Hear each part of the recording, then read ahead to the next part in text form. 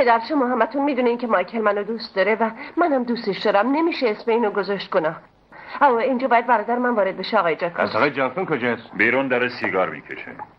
جو برو بهش بگو بیاد تو. یالا دیگه بلند شید بچه‌ها. آقای جف امروز تمرین داریم.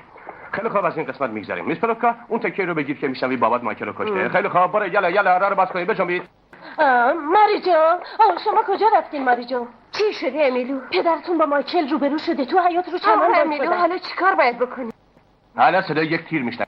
2 تا تیر مگه نه آقای جاکوب؟ بله، بنگ بنگ. وای خانم ماری جو، پدرتون آقای مایکل رو کشتن. اینجا باید جیغ بکشم؟ ای وای، در این قسمت صدای جیغ و فریاد زیاد از همه طرف بلند میشه، اما این جیغ رو تو نمیکشی. ولی شما گفتین در این موقع ما توی صحنه نقش. در این موقع که همه تو صحنه هستیم. من میرم بچه‌ها، صحنه رو از نو بگیرید. مشغول شید. پدر خانم پلوتکا از عهده این نقش بر نمیاد. اینجور بازی کردن فاقد ارزش هنریه. داری به من میگی؟ اون هیچ چیز سرش نمیشه و از همه بدتر اینه که جف کاسه کوتاه رو سر من میشکنه و میگه من خوب راهنماییش نکردم. هر چه بیشتر راهنماییش میکنی کارش بدتر میشه. نه مکس، کدوم که از این جوجا اسمش لیلی گارلند؟ یواش شون، ما داریم در مورد چیز مهمی بحث میکنیم. دستور از اون بالا اومده. همین الان آقای جف رو تو راه دیدم. میدونی خیلی ناراحت. مگه اینجاست. میخواد در طوری شده همین فردا شهر حال این یارو دختره لیلی گارلند تو روزنامه‌ها چاپ بشه. خودش کجاست؟ راجع به کی حرف میزنی؟ لیلی گارلند، تاجره بزرگ. ببین ما تو گروهمون اصلا کسی رو بین اسم نداریم. و ضمن ازت خواهش کنم دفعه دیگه مشروب خورده اینجا نیا. از نظر انضباطی کار صحیحی نیست. خودم مرگم بده. پاستر بیرون. لیلی گارلند کیه؟ بیاد جلو وسط صحنه. بازی کدومه که از شما جادوگرای خوشگل لیلی گارلندین؟ ببینم چرا همشون ساکتن. توطئه کردن. شاید اسم عوضی گرفتی. تلفن کو؟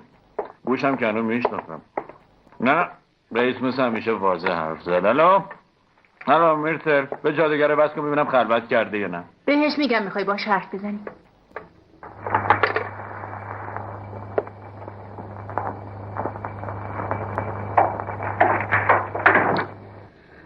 نمیخوام کسی مزاحمم بشه. خانم شولتز.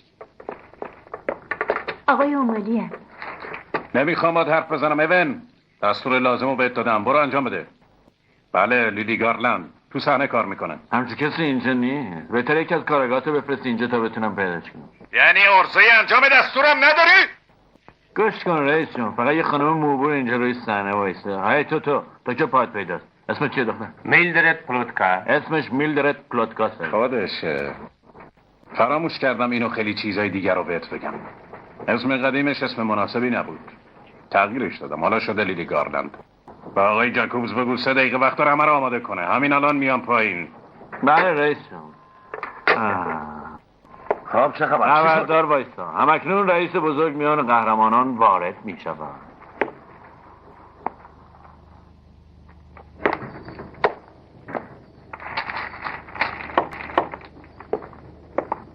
متشکرم کوچولو.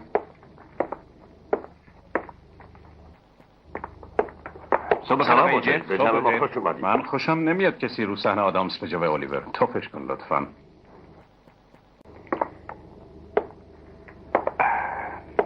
صبح بخیر خانم ها و آقایون. بنشینید لطفاً.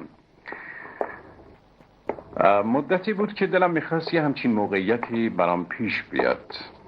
در دنیا هیچ چیز هیجان انگیزتر از راه انداختن نمایش و تماشای اون که لحظه به لحظه جون میگیره نیست. همینطور دیدن شخصیت‌های زنده که مثل جن از توی بطری سر در میارن. حالا قبل از شروع کار دلم میخواد یک چیزو فراموش نکنید. من صرف نظر از همه چیزهایی که میگم و صرف نظر از کاری که ممکنه روی صحنه ازم سر بزنه همتونو دوست دارم. تمام اونایی که سالهاست با من حشر و نشر دارن میتونن صادقانه شهادت بدن که من در این دنیای بزرگ تئاتر و آدمای خوب رو بیش از همه چیز دوست دارم. متشکرم از همتون. الیور تمرین رو شروع کن. همه حاضرن. متشکرم مکس که توپو تا اینجا رسوندی. میخوام بدونم نظرت راجع به کار چیه؟ والا دلم میخواد یه دقیقه باهاتون حرف بزنم. لحظه خواهش میکنم. خب چی میخوای به من بگی؟ متاسفانه خانم پلوتکا نمیتونه کار کنه. خانم پلوتکا؟ اون دیگه کیه؟ ماری جو، هنرپیشه اول آخرین کشف شما. همون لیلی گارلند رو میگی؟ مگه چه بیداره؟ بسر بهت بگم موجه. من دیشب یکم بیکار بودم، یه الهامی بهم شد. بازم یکی دیگه از اون الهاما؟ خب چی بود؟ والا بر حسب اتفاق با فرانسیس اندرسون ملاقات کردم و حرفای راجع به تئاتر پیش اومد.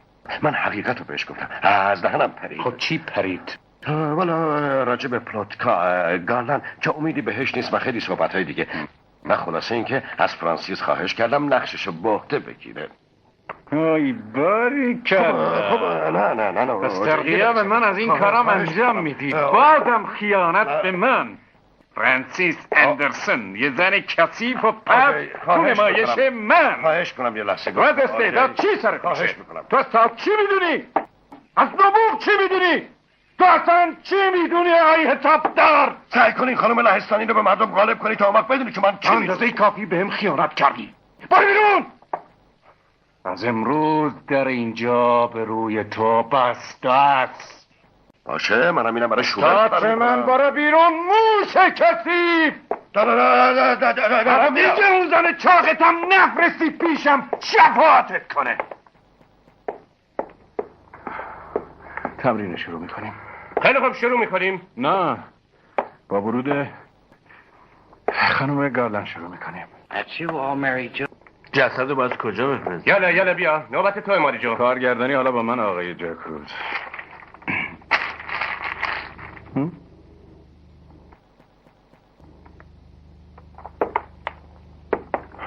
خب عصبانی نشو شدی. تو دیگه لیلی گارلن نیستی. تو ماریجا کلهان کوچولویی. بوی یاسمن همراه هوای شبانه بیرون وارد اتاق میشه. تو تازه از دلدادت خداحافظی کردی. هیجان سر و پای تو رو فرا گرفته. وقتی تو میای تو، رنگ ارغوانی همه جای این خونه قدیمی جنوبی رو پوشونده. شروع کن. نوکر پیر خونه در خونه رو باز میکنه. عمو ریموس. بله قربان. حاضر؟ دینگ دینگ دینگ دینگ دینگ دینگ. صبر کن ببینم. فروشنده ها معمولا اینجوری وارد خونه میشن. نه ماری جو، با شرم بیشتری لطفا. یه بار دیگه. دینگ دینگ دینگ دینگ دینگ دینگ. پاپا یه دقیقه صبر کن عزیزم. تو الان در آمریکا هستی. مگه نمیدونی که تو جنوب کسی جیغ نمیکشه؟ یه بار دیگه لطفا.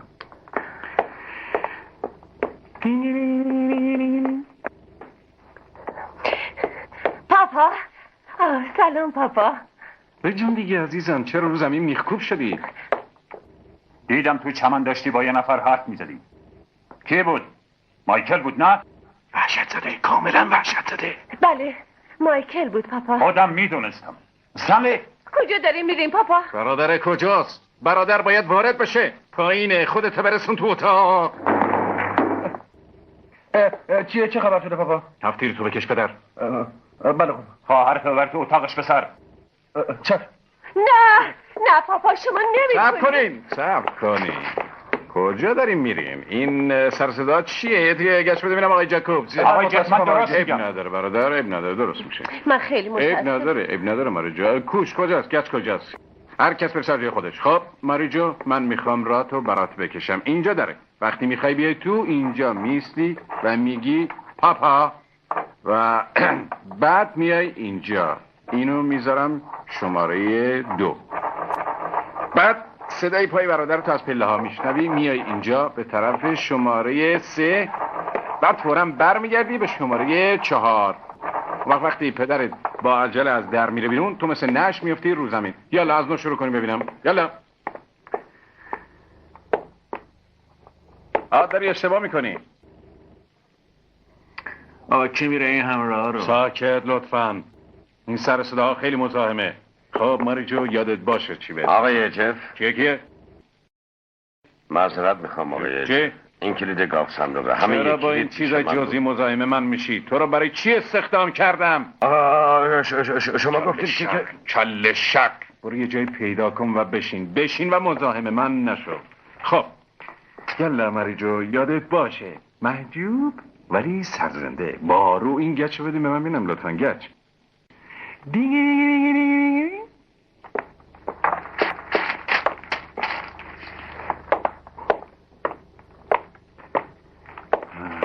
کار برادر خوبه، خیلی خوبه.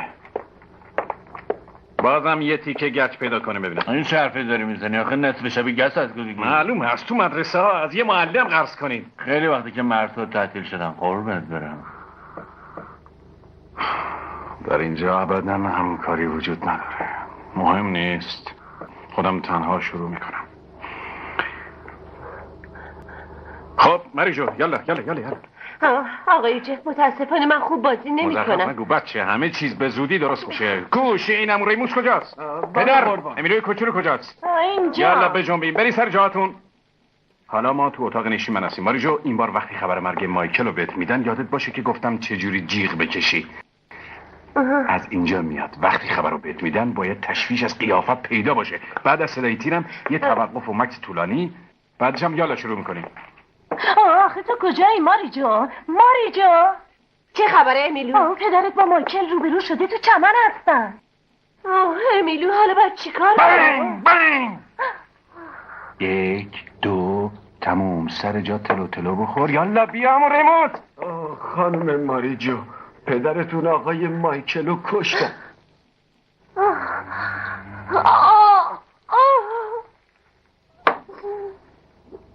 این چی بود؟ چی؟ این چی؟ جیر. آقای جف شما ما اینقدر تو تئاتر میمونیم تا خانم گارلند جیغ کشیدن رو یاد بگیره. بقیه رو مرخص کن. خیلی خوب آقایون، فردا ساعت 11 بفرمایید.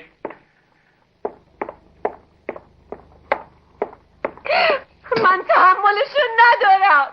1000 بار تکرار کردم اصرار زیادی هیچ فایده ای نداره. فقط منو جلو اینا دارین کوچیک میکنی. تازه کار از جیغ بلند شو. یالا این پاهان از پشت بردار. صرف نشون نده. نقش تو این نیست زیر پوش به نمایش بذاری. تا حالا 1000 بار منو تشویق و تشریح کردی. این تا حالا سابقه نداشته کسی اونقدر منو به تمرین وادار کرده باشه. آخه منم آدم هستم، میفهمین آدمم. بس خانم گارلند. اسم من پلوتکاست. اسم خوبی هم هست، درست مثل اسم جف. من دلم میخواد هنر پیشه بشم ولی دلم نمیخواد جلو هیچ مردی زانو بزنم. بهتره یه نفر دیگر رو پیدا کنی. زن فوق‌العاده‌ای، همونطور که فکر می‌کردم. آتش، احساسات، همه چیز طلای تمام عیاره. فقط باید استخراجش کرد.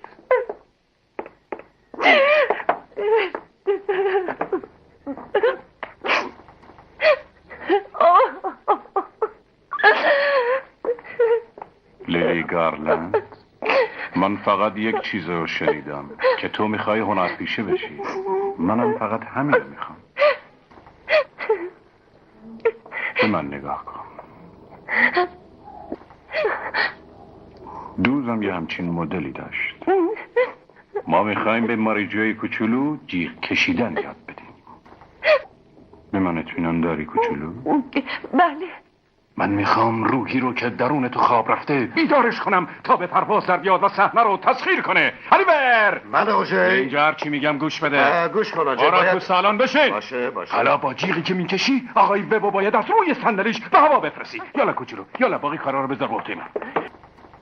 پیس رو لازم نداری؟ 6 ماهه که با این پیس میخوابم.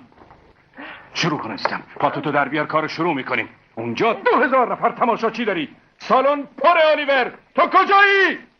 ته سالن بشین.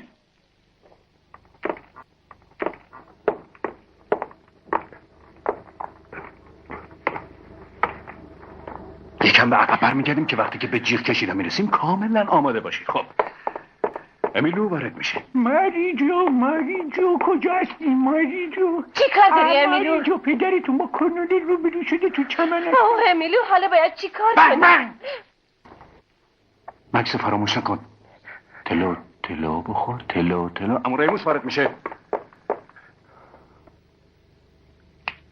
اوه خانم ماریجو، پدرتون آقای مایکلو کشتن.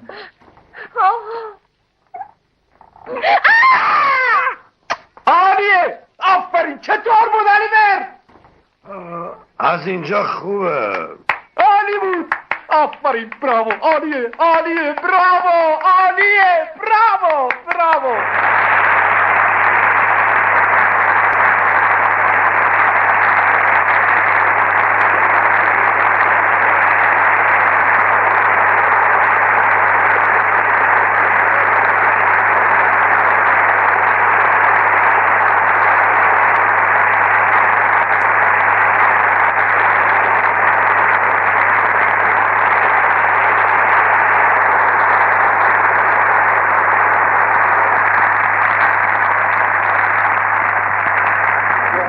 تمرین. مطمئن بودم تضاد این اصلا جون تو مردم آمدن که پشت کالسکت راه بیارن. اوینون کجاست آقای جف کجا؟ بریم راه برای خانم گارلند باز کنیم ببینم. راست کنین. من میخوام ببینمش. خیلی خوب. آقای جف رو ببین. حالا نمیشه بفرمایید خیلی کار دارن.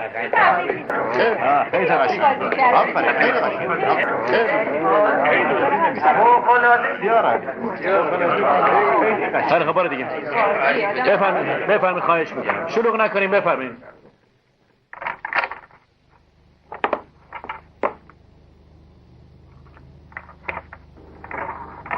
کارم خوب بود.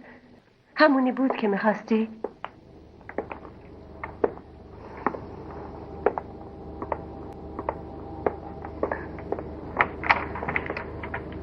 اومدم پیش یک هنرپیشه بزرگ ادای احترام کنم.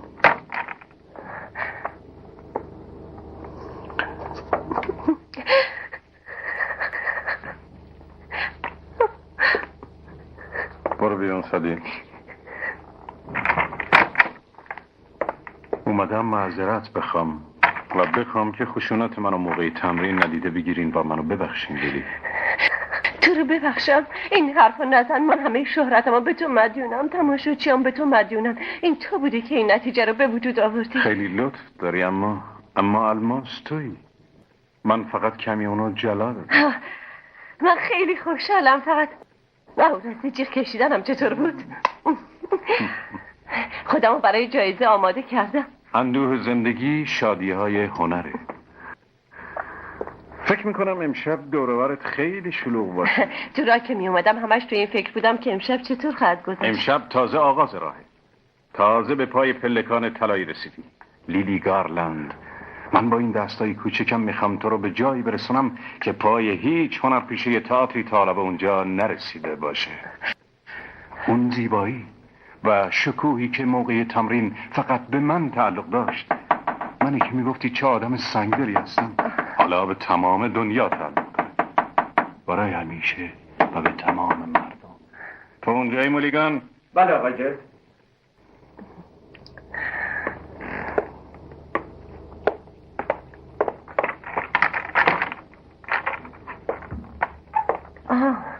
یه وقتی به در اتاق سارا برنارد نصب شده بود. کاش هیچ وقت اینجا نصب نشده بود. چرا؟ این یه ستاره طلاییه که از این پس تو رو از دنیا جدا میکنه. از هر آدمی که بخواد تو به اون تعلق داشته باشی. تو دیگه متعلق به صحنه. اینو نگو، وحشتناکه. اجازه میدین شما رو ببوسم و برم؟ بله.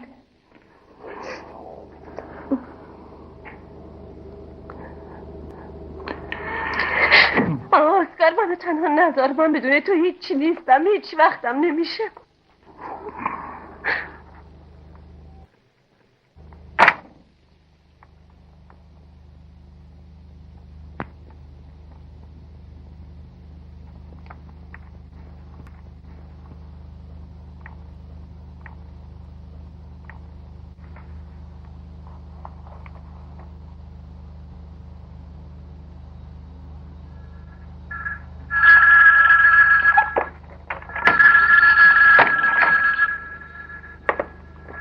کجا داری میری؟ 10 دقیقه است داره زنگ میزنه. بذار بزنه آقای جفه. بذار اونقدر زنگ بزنه تو همونجا بپوسه. اون دفعه که اونو دم در معطل گذاشتم یادته؟ داشت دیوونه میشد. دیوونه؟ همچین دیوونهش کنم که خودش حس کنه. اسکار من میخوام. نقش بیمار بازی میکنی؟ پس اسکار تو رو فرستاده ها؟ همچی چیزی نیست. من تلفن بر نمیدارم. اون وقت تو رو احضار میکنه پیغامشو توسط تو میده. خانم جون اشتباه میکنی. من داشتم رد میشدم دیدم چراغ هنوز روشن. من کار احمقانه تو آسون میکنم. امشب از اینجا میرم. بعد از 3 سال میرم بریت. میتونی به آقای جفم بگی میخوام خوشگذرونی کنم. استادی پوست چنچیلام همون که آستر نقره‌ای داره بیاد. چوپونه این چنچیلا خیلی ناقل هستن. نه معنی عدد پاره چیه؟ شورش باشی میلای زنده. بهت نگفت دعوا سر چی بود؟ آدم حد دادم. پسش من فکر میکنم که تو به نحوی از آنها زندگیشو تباه کردی. از رو تخت خواب بلند شو کثیفش میکنی. تو چطوری تو این کشتی میخوابی؟ به جا پارام احتیاج داری. استادی جون یه با جین بده. فقط یه سر از باشه اون همینطور که میگی بود. آبن الان میگم چه اتفاقی افتاد. مدیر میفر کلوب که اسمش نمیدونم چیه به من تلفن کرد و گفت یه شب نشینی به افتخار لیلی گارلند برپا میکنه. طبعا منم باید حضور داشته باشم. اسکارم کنار دستم وایساده. دور گرفتی. مهم نیست. اسکار صحبت‌های ما رو شنید که منم قبول کردم. هیچ حرفی هم نزد. فکر نمی‌کردم خبری شده باشه تا اینکه رفتم سر تمرین و شنیدم که همه جا میگن میس گارلند همچین میس گارلند همچون. اون وقت اومد و اون روی کثیفشو نشون داد. میدونی چرا؟ چون نمیخواد من به قول خودش تو اون اجتماعات کثیف وارد بشم و میخواد دنیای من فقط محدود به خودمون دوتا باشه. باید همینجا بشینیم و راجع به نبوغش حرف بزنیم. خب من امشب میرم بیرون تا این آدمای ساده و بی‌آلایشو از نزدیک ببینم. این اولین لباسی که بعد از 3 سال میپوشم و شکل کشیشا نمیشم. لیلی ها تو هم که اومدی پلیس هم از من خبر میشه کرده. محرمانه با هم دیگه صحبت یواش زنده ما خیلی سر. برو بیرون اون مسئله مرگ و زندگیه. میرم به کابین خودم. لیلی این دیگه به خودت بستگی داره. چه خبره؟ من نگران حالش هستم لیلی. نگاه های بدی تو به من مربوط نیست چی تو چشاشه. تو اونو نمیشناسی لیلی. نمیشناسم ها. وقتی زخمی میشه ممکنه دست به خیلی کارا بزنه. اگه میخوای بگی من امشب نمیرم بیرون در اشتباهی. سادی منتظر من نباش. من دیر راستش این موضوع به من ربطی نداره اما اون برای تو دیگه وجود نداره. از این نظر خیالم راحته ولی تو اومدی بگی $1,000,000 سر من سود برده ولی دیگه من حاضر نیستم به حسادت‌های احمقانه و دیوونه وار خودخواهانش تن در بدم. من اهلش نیستم.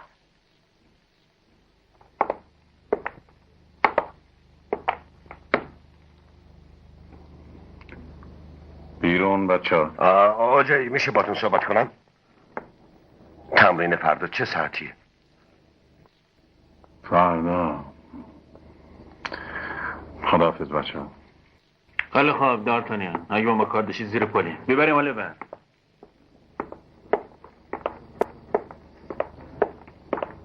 اسکار معرکه به پا نکن.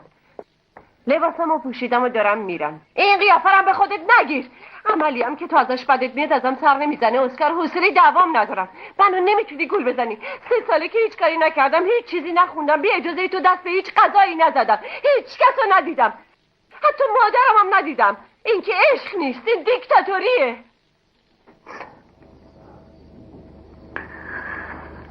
خداحافظ لیلی.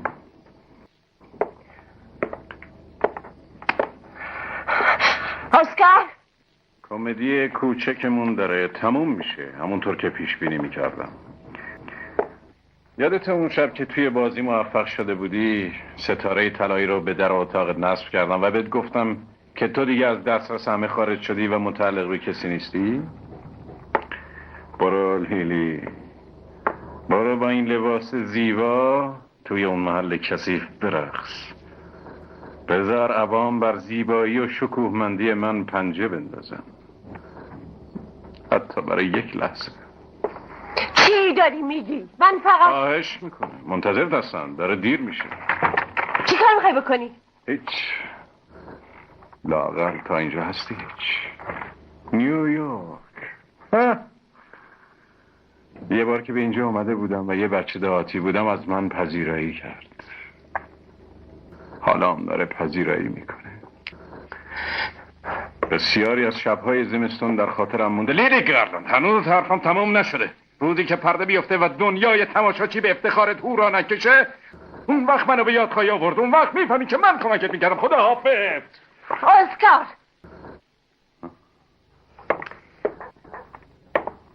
دیوونه وحشی مرد باش. ترزه اینم نداری که خودتو از پنجره پرت کنی. تو سعی میکردی خودتو جور دیگه به من نشون بدی بی ارسه. تو حق نداری با من اینطور حرف بزنی. تو فراموش کردی که من بهت کیم؟ میگم تو کی هستی دیوونه ده. یالا بپر خودتو بکش. یه رخش و یک کثافت. به من چی خطاب کردی؟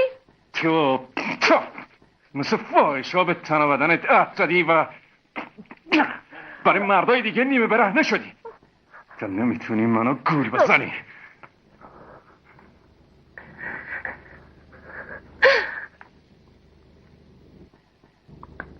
یالا منو بزن. جلو دستتو نمیگیرم.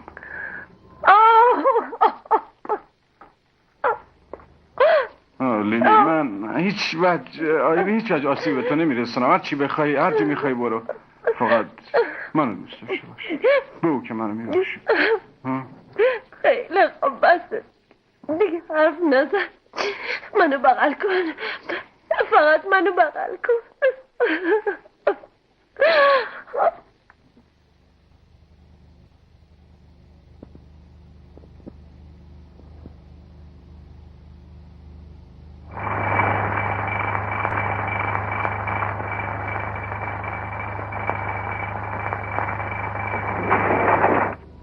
چه روز قشنگه، نمیدونی چقدر خوشحالم.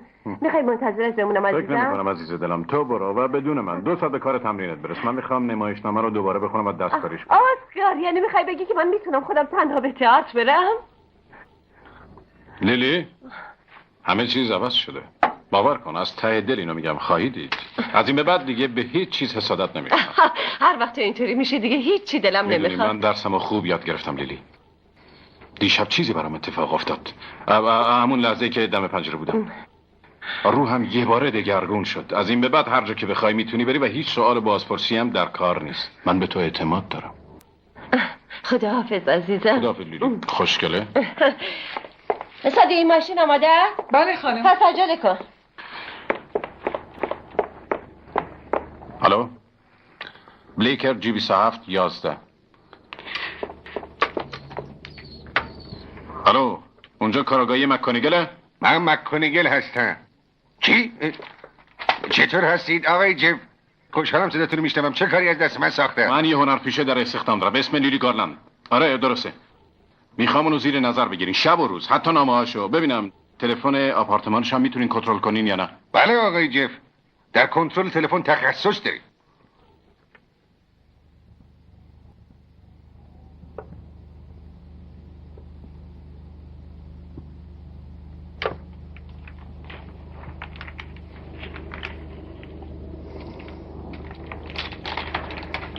گزارش‌های مختلفی درباره تلفن رسید. 40 دقیقه صحبت با خیاط بدون اینکه در این باره چیزی به من گفته باشه. مبلغ صورت حساب $1200. یه چک براش بفرست. چشم قربان.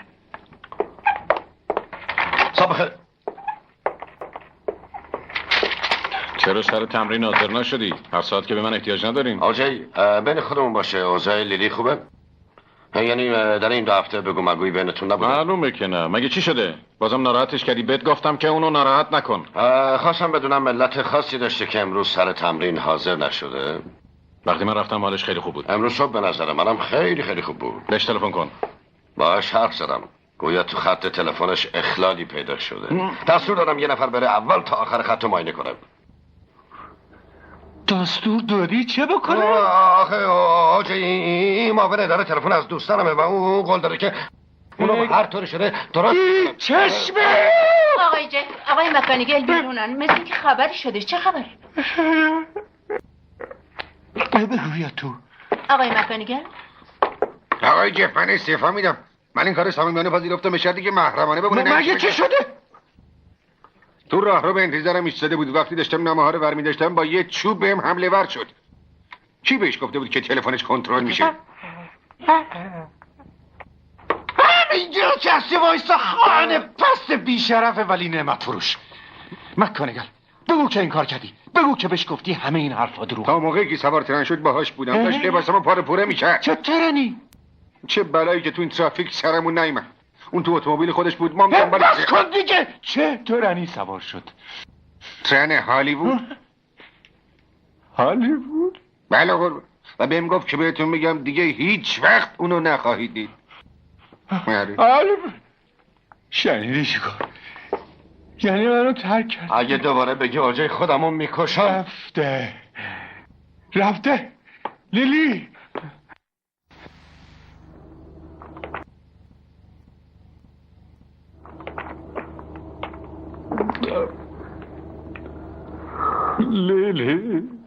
لیلی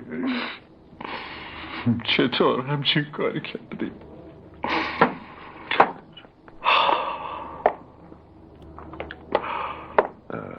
آجای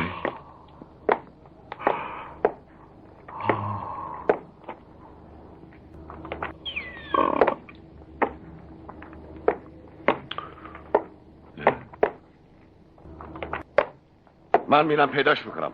هر کجا هست برش میگردم. نه منو تو میدون گاو بازی بندازید. مثل اسب گاو بازا با نیزه بزنید. چشمامو کور کنید، زندگیمو از من بگیرید. لیلی لیلی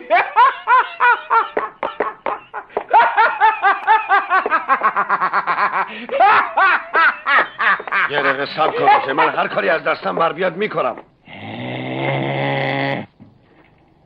مسخره مسخره. خیلی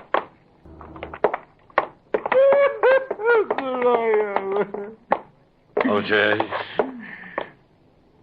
اینجا را داری بیرون کنید، بندازینش. آجه آخرش چه گرفتنی برای خودت درست میکنی و موجب دردسر همه ایمان میشی. ای دیو صفت بچه شیطان، تو دیگه لیلی گارلند نیستی. نابودش کنید، اسمشو در تمام دنیا محو کنید. لیلی گارلند فراموشش کن. آمین. نامه‌های از چاپ شدن جان. یه ساعت که چاپ بشن. میدان تو بیار بیرون. آجه تو واسه برای هنوز نمیشم اینجا وایسادی گم شو. میخوام چیزی برای روزنامه بنویسم. من لیلی گارلند رو اخراج کردم، مثل یک موش مرده از تئاترم بیرون انداختمش. پس تکلیف ما چی میشه آجه؟ ما شروع نمایش اعلام کردیم. نمایش میدیم؟ آخه چطور؟ چی؟ تو خیال کردی که من نمایشمو با لیلی گارلند افتتاح میکنم؟ تو تمام این شهر هیچ هنرپیشه به پاش نمیرسه. به پاش نمیرسه ها؟ نشون میدم. آخه کی؟ شما بیاید اینجا ببینم. گوش کن چی بدیدم آجه. اسم شما چیه؟ مالدی وایت هاوس. نقش خانم گارلند به خانم وایت هاوس برید. من بلدم آقای جف. اوف آجه تو دیوونه ای. این دختر تازه کاره بی تجربه است، از عهده‌اش بر اون نمیاد. خانم مانکن ترگل ورگله به اسم میلدرد پلوتکا که اومد رو این صحنه کار کنی یادته؟ یعنی کسی نمیتونه جای اونو من بگیره؟ این حرفا سرم نمیشه، نمیذارم تو این کارو بکنی. بله. تو خودتو دست انداختی. لیلی گارلند از همه این آشغالی که دور خودت جمع کردی بهتر بود. مارتی که به باندهانه تو. این حقیقته. میخوای قبول کن میخوای نکن. آمن به این موجود نگاه کن. به عنوان پیش خدمت دفتر استخدامش کردم، اسمش مکس مندلپام بود و حالا شده مکس جاکوبز. اول خوب نگاهش کن و بعد با تیپا پرتش کن توی خیابون. لازم نیست منو پرت کنی، خودم میرم. پس گردنشو بگیر. دلم میخواد یه چیزو بگم. در تئاتر به روی تو بسته شد. بسیار خوب. تمرین رو شروع کنید. خانم وایت هاوس از ورود شما در پرده اول شروع میکنه. بفرمایید. آلیور یکم گشت ببینم. گچ.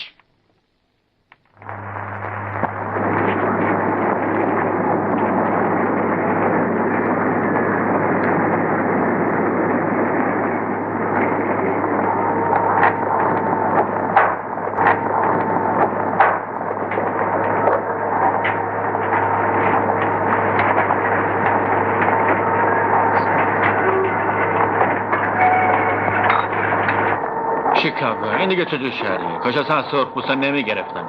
برای نمایش‌های خوب شهریه، نمایش جهانی اینو ثابت. رقصای باد بزنی و سیرکای بوزون. 2 سال پیش که شما با لیلی گارلند به اینجا آمدین، کلانتر لازم نمیدونست روی در صحنه تابلو بچسبونه. درست میدونی عزیز، اما کلانتر تو 4 تا نمایش آخرمون نقشای خیلی مهمی بود.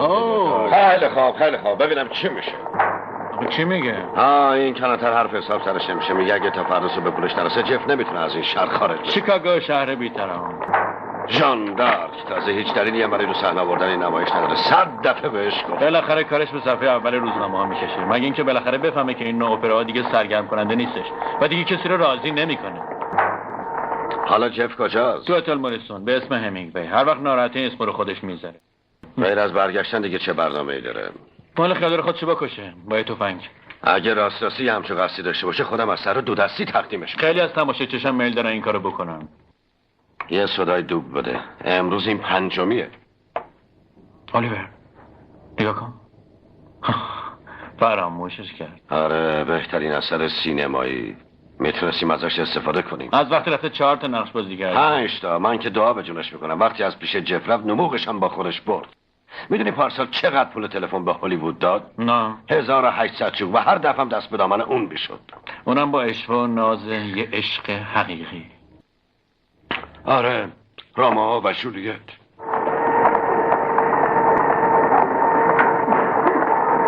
نفر 20 از تکمیل شماره 6 مقصد نیویورک سوار شد. گوش کن دوست عزیز، من عقیده دارم شما دارین وقتتون رو بیخود اینجا تلف میکنیم. آقای جف با این ترن نمیاد. منم میگم نمیاد. 4 نفر گذاشتم مواظب دروازه باشن.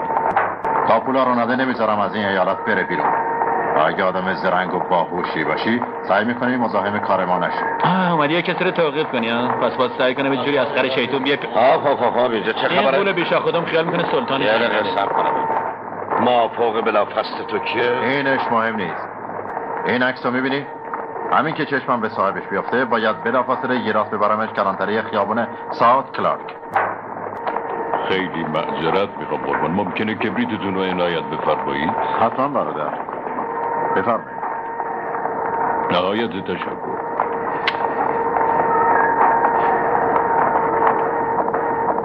میخوام با قطار قرن 20 برم، امیدوارم دیر نشده باشه. نه، قطار اونجاست. هنوز وقت دارین. از لطفتون ممنونم قربان. اختیار دارین. سفر خوش. اون چه فایده داره با این آقا دعوا میکنه؟ ایشون به وظیفه‌شون عمل میکنن. اگه بخوان جفا بازداشت کنن که بازداشتم میکنن کاری از مستقبل نیست. میگی ولی باشم. قربون شما آقا. خدا از مهمون نوازیتون خیلی ممنونم قربان. یه روز سر به ما بزنین، یه گیلاس مشروب با هم بزنین. باشه، متشکرم.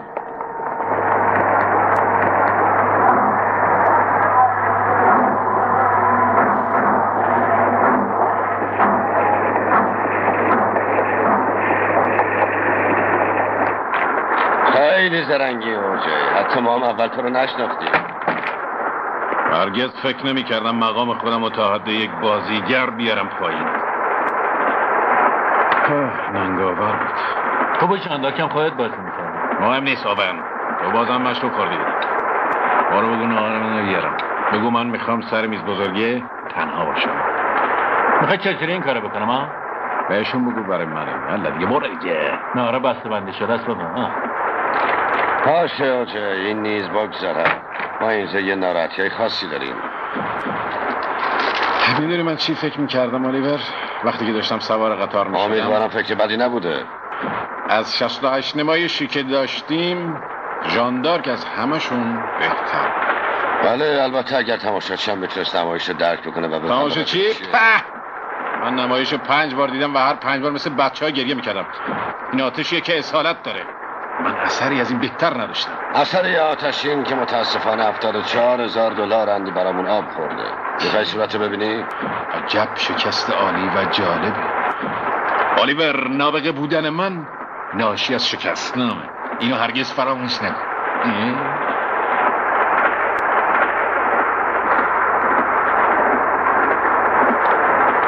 چمدونتون ببرم قربان؟ دست به چمدونای من نزن، مزاحمم نشو. دلم میخواد تا نیویورک سیتی دیگه ریخت نه ستو نبینه. چشم قربان.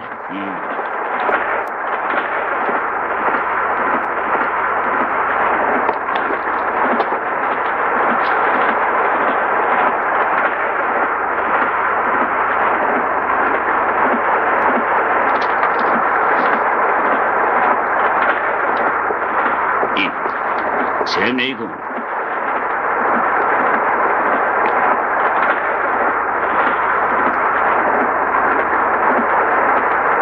برای توبه هیچ وقت دیر نیست.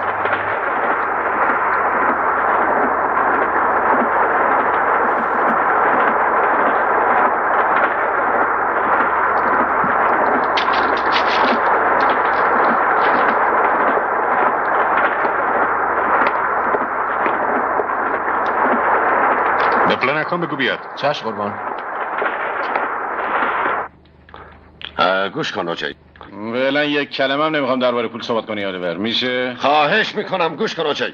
اولین کار فردا صبحشون اینه که با یه حکم به تئاتر جف مراجعه کنن و تئاتر از دستت بکشن بیرون و هیچ کس هم نمیتونه نجاتت بده.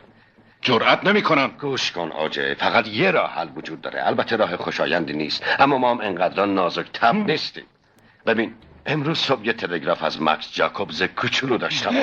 پس با مکس جاکوبز رابطه داری؟ حالا گوش کن اوجه، من میدونم چی میخوای بگی. مکس جاکوبز پیش خدمتی که درش خیلی خوب پیش خدمته، اما همون 1 میلیون تو حسابش داره. در عرض همین چند مدتی که سرکار عالی جز واق چیزی ازت بر نمیومد، ایشون 3 تا نمایش دراماتیک عالی تهیه کردن. در این هیچ شکی نیست. کار خیانت کردی؟ مکس تنها کسی که میتونه نجاتت بده. ای یهودا، برو پیش من دل پام یا هر چی که بشه. تو سخرجی من راهمو خوب بلدم. خیلی خوب تا همینجا کافیه. جدی میگم.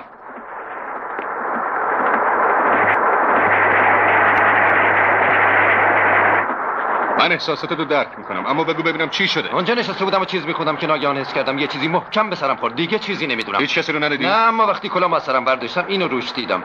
برای توبه هیچ وقت دیر نیست. یعنی ممکنه کاری کی باشه آقای رئیس؟ من نمیدونم، اما نظرم اینه تو این قطار یه آدم مست هست.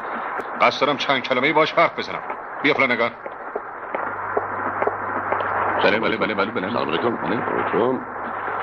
قضیه کاملا بیخ پیدا کرده. ناراحتتون از چیه؟ ما این چیزا رو باید با آب و صابون بشوریم. چه چیزایی؟ تو که این چیزا سرت نمیشه ها؟ آخه راجب چی داری حرف یکی از اونا رو کلاه خودته. اسم من نزنه.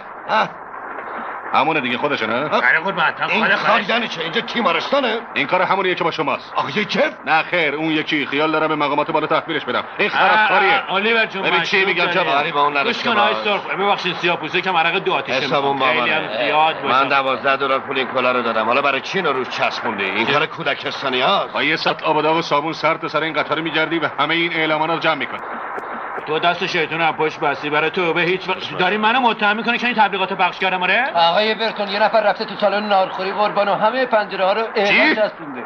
فکر میکنم این آقای مالی رو تبرئه کنه. این یارو دیگه نمیتونه از چنگمون فرار کنه. بریم فلان نگاه. ببینم تو دیدیش؟ نه قربان خیلی زرنگه. بابا چه سفری. آدم با جف بره دنیا. دیگه اسم جفو پیش من نیار. باشه شده. مثل همیشه گوش کن، هنوز حرف زدش نمیشه، اما من کارم تمومه. 16 سال تموم گذاشتم این دیوونه زنجیری هر چی دلش میخواد بارم کنه. اما دیگه تموم شده. شاید روزی که گرگای بارونیده برادوی پوست از سرش کندن، اون وقت بفهمه من چه کاری براش انجام دادم. شاید البته. آوه چه میگی؟ نگاه کن. لیلی گارلند.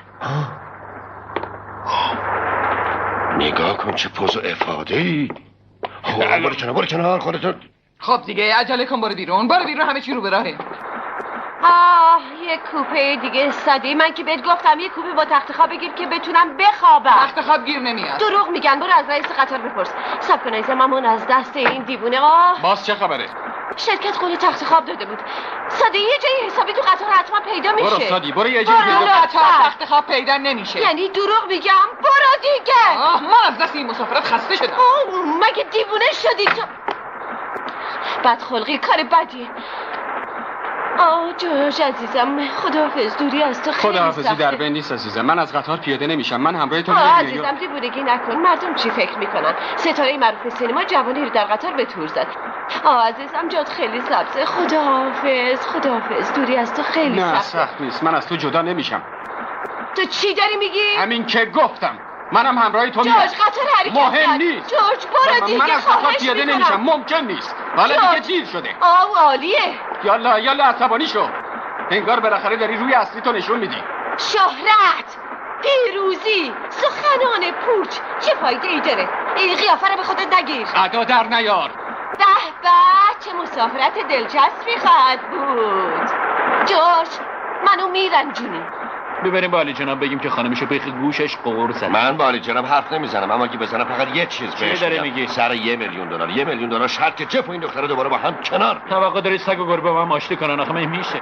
من نمیدونم تو اینو میدونی یا نه اوون، اما من روی این زن خیلی منم دارم. آخه یه بار قدرتم روش امتحان کردم. اوون فکر میکنه شانس داشتی این دوتا وجود داشته باشه؟ من بهترین راه اینه که از زنی که من نیستم دور منو خط بکش. آقا جف بنده از کار اخراج. خیلی خوب، پس تو همینجا وایسا و چرت بزن. اومدم. هنوزم نفهمیدم چرا تنها میخواستی بری نیویورک. جورج تو باید به من اعتماد داشته باشی. بعد از مرگت ممکنه. السلام خوشگله. باز چه جار و جنجال کار توئه. کی تو رو به این قطار راه داد؟ اگه بدونی با چه مصیبتی تونستیم خودمون تو این گندله بچپونیم. خودمون کیه؟ حدس بزنیم. وای خدایا. ببینم شما دو نفر میتونید به من بگید چه سری بین آقای امهلی آقای اسمیت. حال شما خوبه؟ نفهمیدم سمت آقا چیه. اگه اسکار جفم تو قطاره بهتره بهم بگی. آره اینجا سرجوخه کوچولو از مسکو برگشته. سر شکسته اما خم نگشته. چه؟ ها؟ پس به همین دلیل می‌خواستی من از قطار پیاده شم؟ خفه شو. من نمیدونستم اون اینجاست. پس دیگه هر چیزی هست داره. من باید اینو بدونم. می‌خوای اون مردو ببینی؟ ببینمش. تو خیال میکنی من عقلمو از دست دادم؟ متشکرم بهم گفتی. پامو از این در بیرون نمیذارم. اون میدونست من تو این قطارم اما هیچ فایده‌ای به حالش نداره. اوون من از دست جف خلاص شدم و میخوام آزاد بمونم. ببینم شما از چی میترسین ماری جو؟ میترسم. این مرد 3 سال منو تحقیر کرد و شکنجه داد. هر جا میرفت به همه میگفت لیلی گارلند بدون جف بزرگ به هیچ جا نمیرسه. حالا خوب بهش نشون دادم. درست بالای نردبون هستم و بالاتر میرم. چه دروغا که درباره خودم و مادرم نگفت. خود چه ناجی من میدونست. ناجی. سلام لیلی. سلام. داری با عقل برمیگردی؟ به کجا؟ اسکار باید گفت اینو بهم بگی؟ ببین لیلی یهو جوشی نشو. پیش خودت باشه. من دیگه با جف کار نمیکنم. از اوون بپرس. اگه این دیوونه تو گورش هم خوابیده باشه تناب به گردنش میندازم و گور به گور میگردونمش. آخرین حقشو به من زد. کار من دیگه تموم. کار شما هیچ ربطی به من نداره. من فقط میخواستم یه خدمتی به تو کرده باشم لیلی. مانعی نداره پیش روی شما. همین حالا از اینجا برو بیرون. ببینم دلم میخواد گوشتو وا کنه لیلی. گوش کن ببین چی میگم. اسکار برشکست شده. میخوان تئاتر ازش بگیرن. میگی خیلی جالبه. هر سر بهش تنگ کردن. میترسن کار یارو هلندیه رو خودشو پد کنه بیرون. بیچاره پرچای قشی. لیلی اگه تو به نجاتش اقدام نکنی کارش دیگه زاره. تو تنها شانس اون هستی لیلی. آلیور من ترجیح میدم همینجا بمیرم و هرگز با اون همکاری نکنم. اینم یه نوع زرنگیه. چی؟ برو به این ناجی تقلبی بگو که حتی پاهم لیلی گوش کن. لیلی این حرفا از تو بعیده. اون تو رو به اینجا رسون. حال کی منو رسوند؟ برو بیرون. برو بیرون. میبینم که اشتباه میکنم. انگار یه بار بهت گفتم میشه منو بیرون کردن و حقیقتم گفتم. Well, we have, sir. Come on, let's tell you a shaker. I thought I told you he fired me for the last time, and I meant it.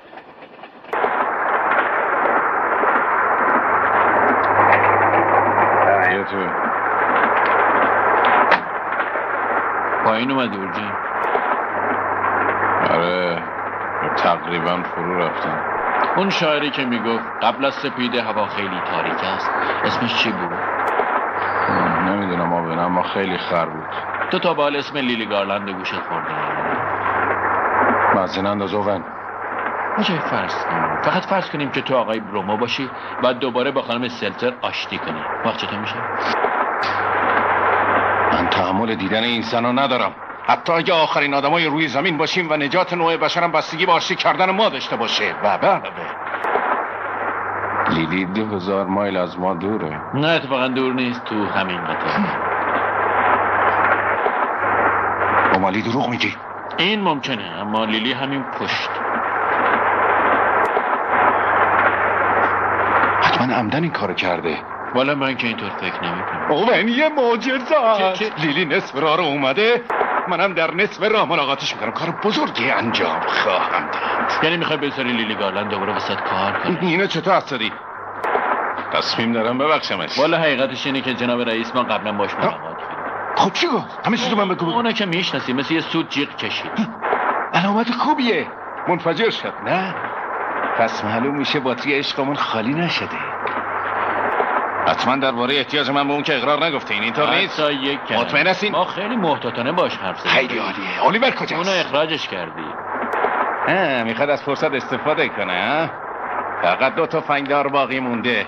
خیلی خوب همه با سخت کار کنیم. حالا گوش کنیم. میخوام یه تلگراف برای موریس گل فروش مخابره کنیم و بهش بگین هر چی گل تو مغازه داره به کوپه پذیرایی بفرسته. اولش چی بود؟ اولش چی بود؟ مثل بزغاله.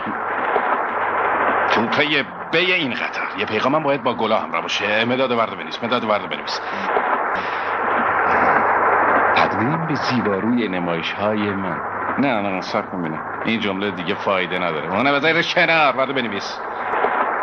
حفل بده هست. از گور کسی که دیروز عاشق تو بود.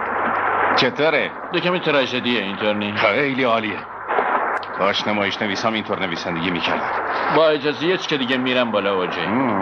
پس الیور خیال کرده جدا اخراجش کرد. ظاهر قضیه غیر از این نبود. این مال موقعیه که من سر حالم و پشتم به دیواره و بدبختی از اون دور بهم ظلم میزنه. ژان دارک، عروس بغداد، گول صحرا، نه پول، نه اعتبار، تئاتر من، همه چیز نابود شده. همه چیز جز اسم جف. نکاوتم کردن. اما من مثل یه مشباز قوی با شماره 9 دوباره سرپا بلند میشم و یه لحظه تلو میخورم و بعد به خشمگینی یه شیب زخمی کارو دارم میکنم. شما قبلا بازی منو دیدین، لازم نیست بهت بگم. از افتخارات من یکیش همینه رئیس. الان میخوام دست به کار شیم. دیگه مزاحم من نشو. گذشته ها گذشته.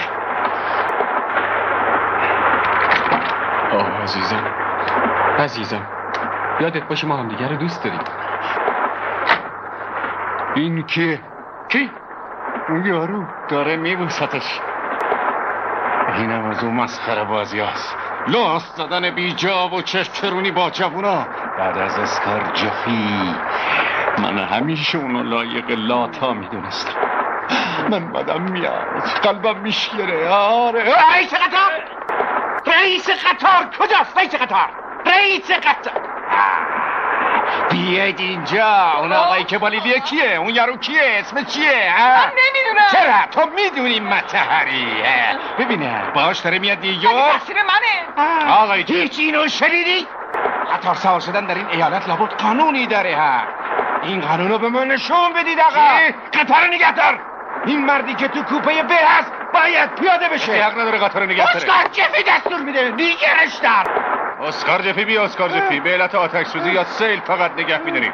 قطار قرن 20 سر موقع باید به نیویورک برسه. اگه بری کم استراحت کنی حالت خوب میشه. برو.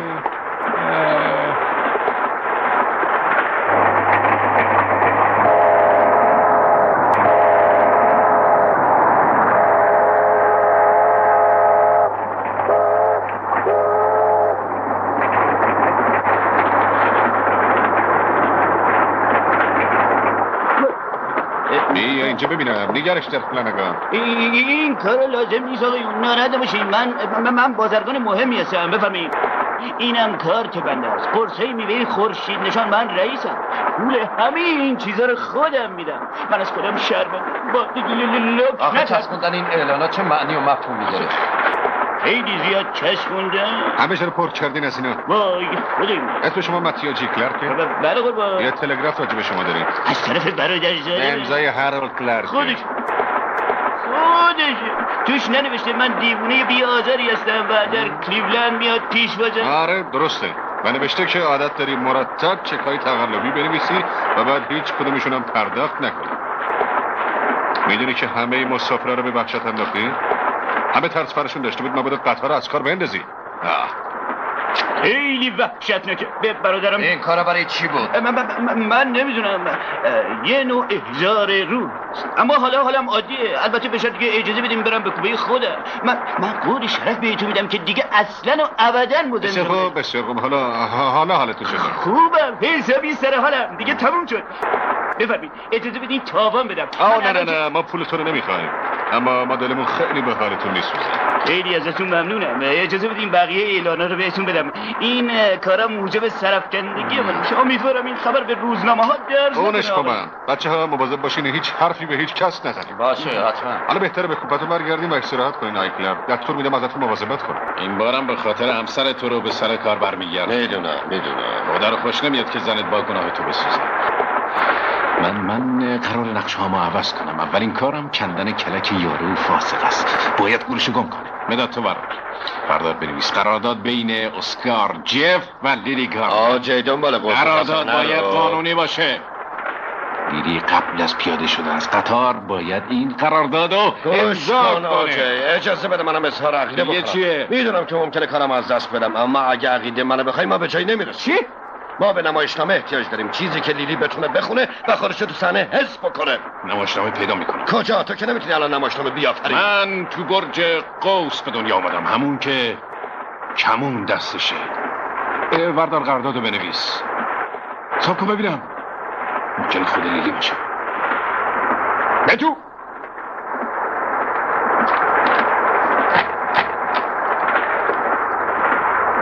ببخشید لطفاً.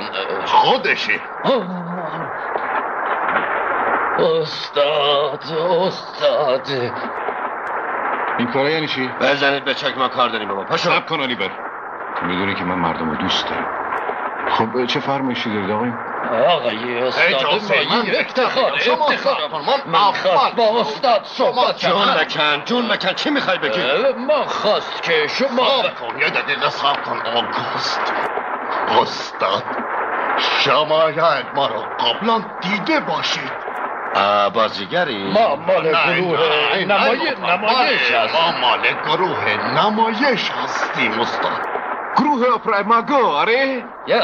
بایستی میشناختمتون. گروه اپرماگو.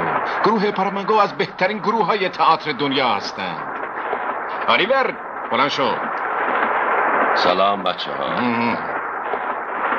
اینا آخرین بازمانده های بازیگران خوبن، برعکس بازیگرای بیارزش برادوی خودمون. از کوچکی خودشونو وقف تئاتر کردن. من بوداس هست. بله اون جداست. بله خب ایالات متحده چه جور جاییه؟ ما از اینجا زیاد خوشمان نیامد. مشکلات خیلی زیاد است. رئیس ما با پول ما فرار کرده. آها و حالا حتما پول لازم داریم. متشکرم بله. میدونید ما هیچ نداریم بخوریم تا بکشیم. آو گدایی؟ فکر میکردم. بنشینید آقایون. بنشینید. آریور در این ساعت 11 به من الهام شده و پشتم من به دیواره. چقدر پول لازم دارید آقایون؟ 54 دلار. بهشون بده آلیور. چی؟ ما که اینا رو نمیشناسیم. وقتی تو اونجا داشتی و راجی میکردی من مغزم داشت کار میکرد. گروه پسیون، بزرگترین درام اعصاب. بالاخره چیزی که در خورم باشه پیدا کرد. آجایی میشه یه دقیقه با حرف بزنم؟ باشه بچه ها برید بیرون. آجایی من میخوام تنها با حرف بزنم. دیوونه شدی؟ دیوونه است. چرا بچه ها خدمتتون میرسم؟ برید بیرون. خیال میکردم میخوای اسمشون رو بنویسم. وقتی که اسمشون رو مینویسم صبر کن ببینم. برگردم. یه دقیقه صبر کن آجایی. ببین آجه بخوام یه مسئولیت وخیم رو به عهده بگیرم. من میدونم هرگز باورت نمیشه اما من از یه کارمند بالاترم. بهترین دوستتو به شمار میرم. لطفا سخت نگیر الیور. قلبتو فراموش نکن. نمیخوام دست به این کار بزنی. تا همینجا کافیه. من نمیزنم تو هر چی دلت میخواد انجام بدی. اشکال کار همینه. تو نمیفهمی مردم در این 3 سال چه تغییراتی کردن. من بهت میدونم. من مثل سرفسا گوشم رو زمین گذاشتم. این همون چیزی که اونا میخوان منم بهشون میدم. اینجوری لااقل نگران تعقیب کردن لیگارلند نیستم. بچی من اینا رو برای اون میخوام. خیال کردی برای چی خوبن؟ نمایش پاسیون به طبع خودشه. باش درست جور در میاد. یه قالب کاملا مناسبیه. صبر کن تا بهش بگم. آلیور مشکلاتمون تمام شد. آو راست میگی؟ 250,000 دلار از کجا گیر میاره تا این نمایش را بندازی؟ نکنه ترکه جادو داری؟ حالا راجع به مشکلات پولی حرفی نزن آلیور. ممکنه؟ دیگه مهم نیست. منو بکش و راحتم کن.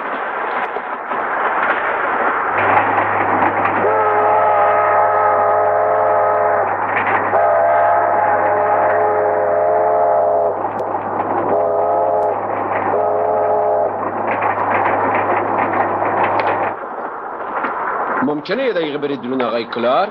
بله متشکرم بربر. من حالم کاملا. بله اما بچه ها جون کندن تا چسب اینا رو پاک کردن.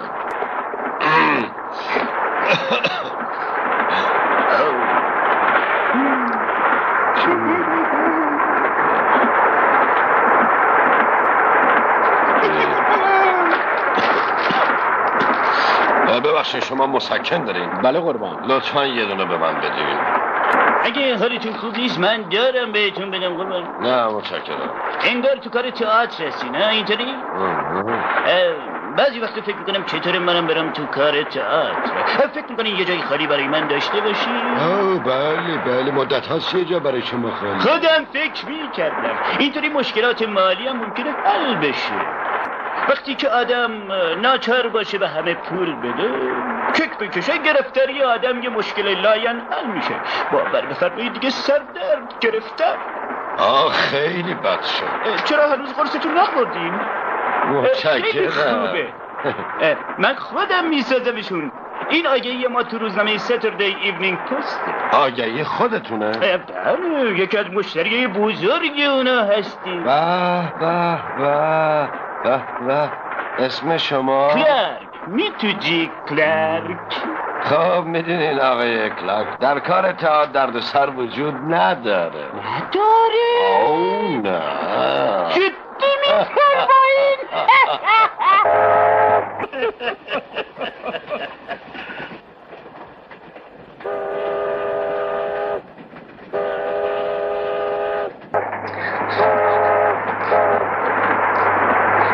جورج تا حالا نخواستی باهات ازدواج کنم؟ چی؟ فکر نمی کردم علاقه‌ای داشته باشی. جورج بیا با هم فرار کنیم؟ چرا کسی مزاحممون نمیشه؟ عجله کنو دارم بیام. یلا بیا اومدم. چه خبره رئیس؟ چه خبرته ها؟ ما مقابل واترلو هستیم و شریدان درست 20 مایلی ماست، اما انتظار فایده نداره. آماده باش اوون. خب برنامه چیه جناب ریشیلی؟ الیور کجاست؟ حتما قایم شده این که دیگه دلخوری نداره. یلا اینجا کمکم کن. خبرت طرف کن. یلا این به پشت ببند. این یه سیاست استراتژیه علیه شدت عمل یارو دیوونه. مراقب باش. خب آخه چیکار میخوای بکنی؟ میخوام قلب یه آدمو زیر پام له کنم. یواش. جورج تو چطور هنوز لیلی گارلند کوچولو رو نشناختی؟ من چندین بار مردم روی صحنه عشق بازی ها کردم، حالا دیگه روی حقیقت رو گم کردم. خب پس حقیقت چیه؟ یه خونه کوچیکی، انباری کوچیک پر از غذا و یه در ورودی و یه پای کوچولو که توی خونه راه بره کار کنه. یقین داشتم که حتما صدای خودت لیلی. اومدم فقط سلام کنم. من نمیخوام با تو حرف بزنم اسکار، لطفاً برو. من چیزی ندارم به تو بگم و دلم هم نمیخواد به حرفات گوش بده. جداً بهتون اخطار میکنم دیگه مزاحم خانم گارلند نشید. نشو جورج، خودش میره. گوش کن لیلی. نه بگی بشین. باید من میرم یه رسوایی علنی. اون فقط میخواد اسم ما رو تو صفحات اول روزنامه‌ها چاپ کنه. منو بندازه بیرون لیلی. این ماجرا دیگه تموم میشه. من با روحیه شاد و سرشار از صمیمیت اومدم به تبریک بگم. و بعدم گورتو گم کنی بری. حق نداری بیای اینجا. حق ندارم؟ اون راجب ما چیزی نمیدونه. فکر میکردم همه میدونن. رابطه ما بزرگترین ماجرای عشقی دنیا بود. دستم رفته زیر قطار. خیلی خوب اسکار، تو به هدف کثیف خودت رسیدی.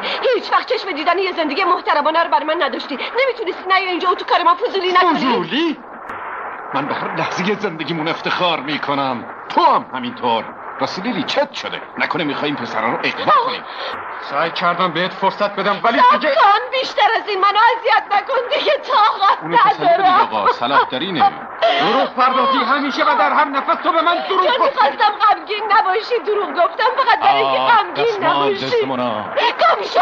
ازش متنفرم. اینو تو روش میگم ازش متنفرم. از زمینی که روش نمیرم متنفرم. اون جزئی از ماجرای وحشتناک زندگی منه. جورج منو با اون تنها نذار.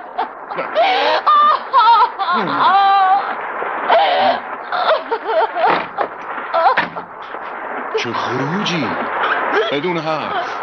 این همون صحنه‌ایه که باید در نمایش قلب کانتاکی در پرده اول موقعی که مایکل ماریجو رو ترک میکنه میگنجونه. برو به همون جهنم داره یا جای دیگه ای که بودی. من تا چند دقیقه دیگه با یه سورپرایز خیلی کوچیک برمیگردم. چیزی که 7 سال پیش بهت قول داده بودم. آفرین! نقش خوبی بازی کردم. ممکنه سردور رو نوشته باشه. خوشحال گیریش آوردم. با ضربه رو فوراً وارد بکنیم. الیور با قرارداد کجا رفته؟ کجا رفته؟ بیا بریم. فرصت رو نباید از دست ندیم. الیور!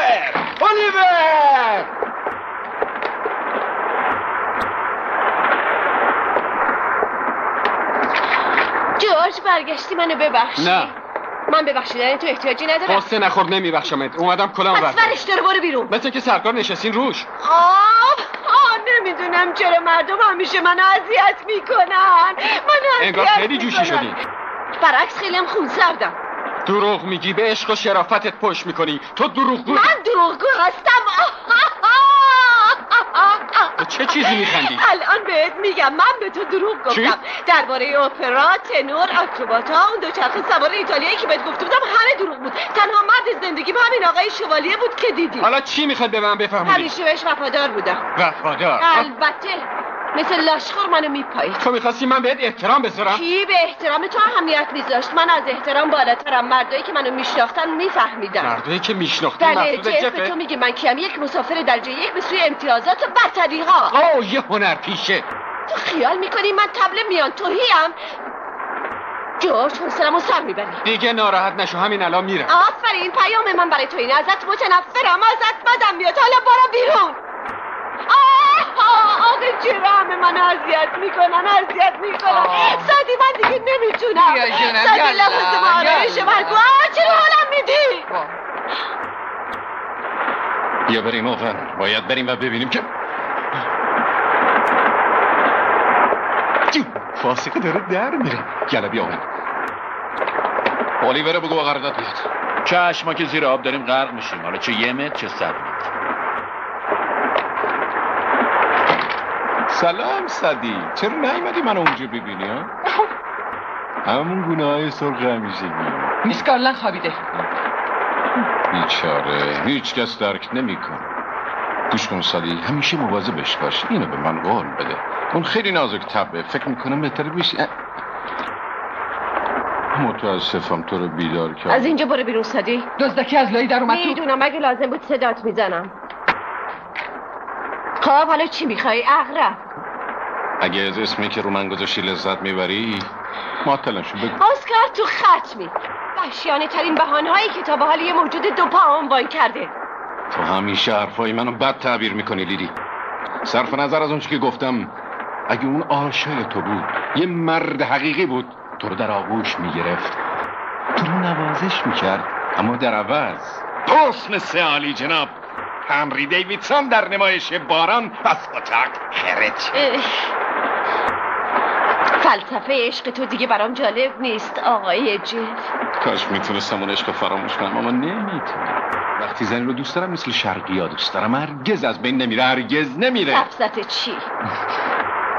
عشق منو کور میکنه. اشکال کار ما 2 نفر در مقام کارگردان، ما هنر پیشه همینه. خب که اینطور بله؟ چطوره بدی اسم تو رو تابلوها با چراغ برق به حروف درشت بنویسن تا آرزوی شکسپیر، ناپلئون و لابای بزرگ تبت بودنت برآورده بشه آقا؟ کاملا عباطی. چی؟ من جرأت اعتراف دارم. من بزرگی تو رو درک نکردم تا تو رو از دست دادم. این ابلهیه، نادانیه و خودخواهی. اگه اعتراف نکنم که این لیلی گارلند بود که اهمیت داشت، نه اسکار جف.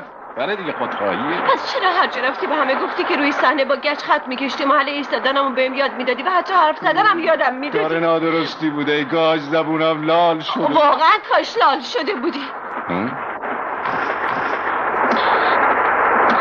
ای به ما هر دو همینه اسکار، هر دومون. ما آدم نیستیم، ما نمایشنامه‌ایم. ما از عشق اونچه که نوشته شده و تمرین میکنیم میدونیم. فقط وقتی پرده میفته حقیقت خودمونیم. تو گریه میکنی لیلی؟ خب معلومه، چشمه اشک باز شده. نتیجه مشاجره ها همینه. چه نتیجه میخوای داشته باشه؟ میخوای بگی نتیجه غم انگیز اونه با بازی تو اون فیلمای چرند سرانجام به یک چنین زنی مبدل شدی؟ موقعی که از سینما بیرون رفتم دریافتم که گوهر گرانبهایی رو در زبال دنیا انداختم. 10 سال به عقب برگرد، چون ما به تمام اون سالا احتیاج داریم. تو بیش از پیش بزرگ خواهی شد لیلی گارلند. گوش کن اسکار، اگه اینا مقدمه عقده قرارداد دیگه است باید بگم ول معطلی. فهمیدی؟ قرارداد چیه ها؟ راجب چی حرف میزنی؟ تو به هر دری میزنی تو منو توی قرارداد گیر بندازی. رویایی که سالها بود هر دومون داشتیم به اینجا اومدم. آخرین پله نردبان طلایی. فاحشه، نقشه یه فاحشه بزرگه. باره کنار. این دفعه دیگه چیه؟ رویای بزرگی راجب هرپین انی داری؟ افتخار اجاق گاز؟ نه دیدی، اتفاقاً به بزرگترین زن دنیا فکر میکنم. زنی که قرنهاست یاد فداکاریاش دنیا رو به لرزه در آورده و به گریه. مگدلن! منظورت همون نمایش سودرمنه؟ سودرمن؟ اون مزدور آلمانی. گوش کن لیلی، من میخوام گروه پاسیونو با لیلی گارلند در نقش مگدلن در نیویورک روی صحنه بیارم. سالها بود چنین خیالی رو در سر داشتم. شریرترین زن دنیا، حساس، سنگدل ولی زیبا، که همه چیزو به فساد میکشونه و زنی که از محله های بدنام به اوج جلال بزرگی رسید. نگاش کن لیلی، نگاش کن این هرزه کوچک، اشک ریزان به پای صلیب میفته. میخوام یهودا رو با گیسوی او به دار بکشم. نه صبر کن. چرا یهودا اون زهری که برای من بود سر نکرد؟ این الهامه. حالا در این حالت خلاق به پاکیزه. پس گوش کن بهت بگم من چه عقیده‌ای دارم. من مگدلن و زنی میبینم که از طبقه اشراف بوده و بعد که مرد دلخواهش اونو دل شکسته رها میکنه، راه سراشوبی در پیش میگیره و میره تا سقوط میکنه. و از همه این مردم منزجر میشه، سنگدلانه بریشه، همشون میخنده. اوه لیلی اگه این نمایش 5 سال ادامه داشته باشه دیناری به من نخواهد رسید. همه درآمدش مال تو. من فقط میخوام نیویورک رو تکون بدم. میخوام صحرا رو با 100 شتر شنهای واقعی از درس مقدس. میخوام یک ضیافت بابلی در حالی که کنیزکان عادت کرده باشن به راه بندازم. میخوام سراپای تو رو در جواهرات واقعی بپوشونم. جواهرات واقعی. ناگهان با بزرگترین تباهی خود روبرو میشی. یا خیبگو 40 ساعت. با وجود این مستقیما به رقص مار خودت میپردازی. محشری به پا میشم و هیچ چیز با پایان کار تو قابل مقایسه نیست. با لباسی ژنده در پیش روی امپراتور نرو که نیمی از امپراتوریشو به تو میبخشه ایستادی. تو با یکی از بزرگترین نوت‌های عالم ادبیات به او پاسخ خواهی داد، در حالی که نورافکن‌ها بر تو نور میپاشند. دگرگون شدی از فرط عشق و از شدت فداکاری. و آخرین بار که تو رو میبینم زمانی است که زیتون میفروشی. نشانی باشی.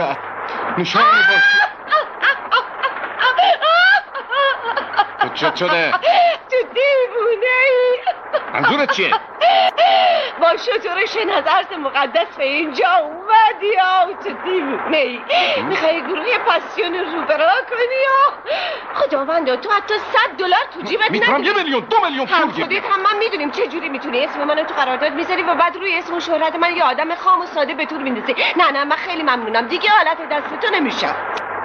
این دروغه. تو حرف دشمنای منو باور کردی. من حرف آقای الیور وب باور کردم که اومد اینجا و یه داستان رقت‌انگیز سرهم کرد و گفت اگه به تو رحم نکنم خودکشی میکنی. برو خودتو بکش. لااقل عده‌ای رو راحت میکنی. کی؟ آقای وب؟ اون دیگه با من کار نمیکنه. اخراجش کردم به خاطر دوستی. خسته شد دیگه. هرچی دروغ گفتی کافیه. آخرین فرصت ابدی شدنو بهت میدم لیلی. متشکرم. من میخوام فانی باشم اما با یک کارگردان مسئول کار کنم. کی؟ مکس جاکوبز.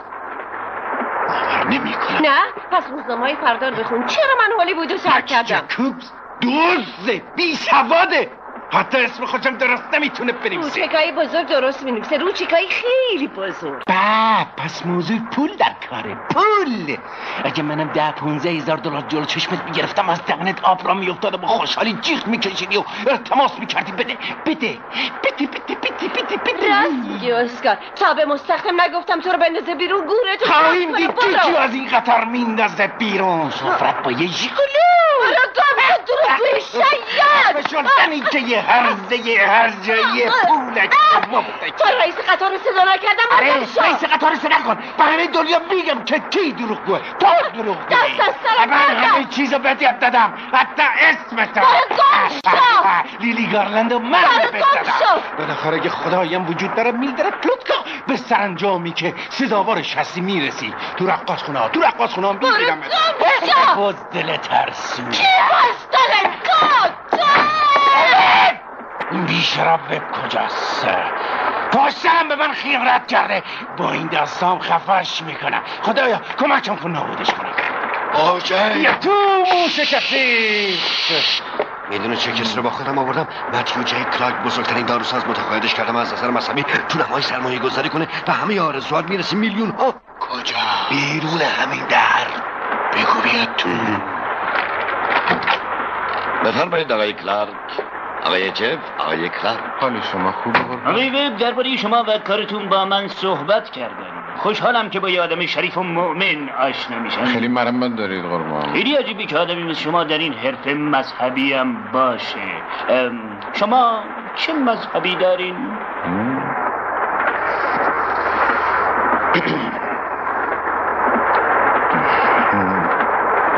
من مفتخر خوشحالم که به عرض برسونم بپتیست هستم قربان. ممکنه بفرمایید؟ خواهش میکنم.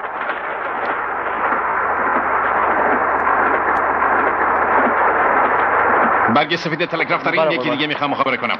برای جان رینگلینگ 25 از شطور لازم است. چند فیل و یک لکلک.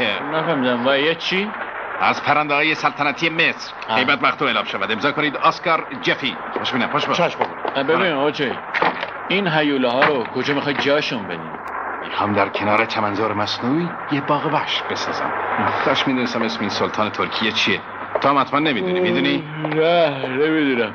نفهمیدم چه نقشه میخوای بهش بدی به این یاروسو؟ خودش لازم ندارم احمق. درویشاشو میخوام. در نمایش از اونها میخوام استفاده کنم. پاشو برو آدرسو گیر بیاد. پاش برو. میرم از رئیس قطار سوال میکنم. اوون تو دلم یه چیزی بهم میگه که تو سواد اینجور چیزا رو نداری. باید یه پروفسور استخدام کنم. تو فکر خودت باش. من چراغ دانش و دست هر کسی نمیدم. اوون تو لیلی رو دیدی؟ یه ساعت رو اون چکه چونه زده من. برو پیداش کن. رو زمین ننداز. الان میارمش. حتی اگه رو برانکارد میشه. کجا داری میری؟ دارم میرم کوه آلپ. حالا چطور آجا؟ یه چیزو میخوام بهت بگم. من به این مرد اطمینان ندارم. میخوام در کلیولند از قطار پیاده بشی و این چک رو نقد کنی تا سهم لیلی رو بهش بدم. قلم بده تا من پشتشو جیرو کنم. یه میخوام از خودم تعریف کنم لاف بزنم، اما دلم میخواد بهت بگم که الیور با هر کسی نمیتونه خراب کنه. دارم ترغیبت بدم الیور. یه سکرتر برات میگیرم از اون چاقالوهایی که حسابی ریاست بکنی. همچین بد قیافم نیستی والله. البته اگه این کلا رو از سرت برداری. پاش برو الیور. تنها بذار.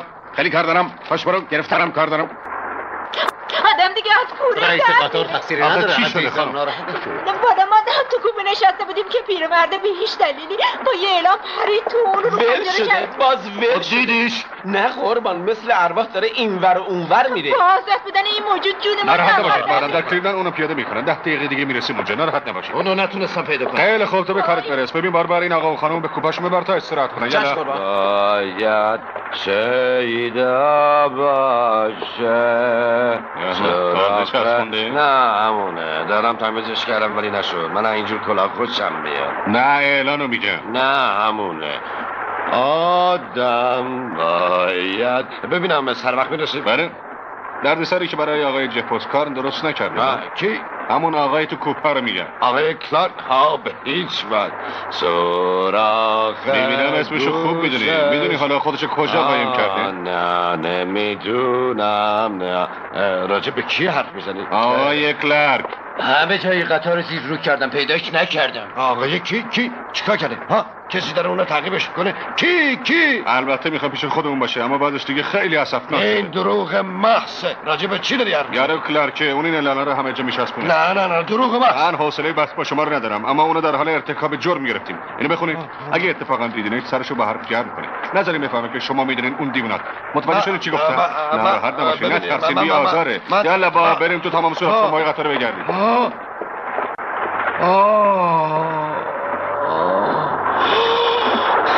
من نمیدونم اول من نمیدونم امضا کردن یه قرارداد با اون بس دیگه خودتو حفظ کن. زمان تاریخی فرا رسید. نگاه کن تو داری منو نابود میکنی. اول مثل اینه که خودم از راجب چی داری حرف میزنی؟ این که قرارداد نیست. این یه تاجگذاریه. کنگره‌هایی به رنگ فیروزه، قالیای بزرگ در زیر پاهای قشنگت، حمامای بخار، کنیزکان ما. نه منظورم این نبود. تا وقت باقیه بیا قرارداد امضا. ببینم یه بار دیگه میخوای دست و پاگیرم بشه؟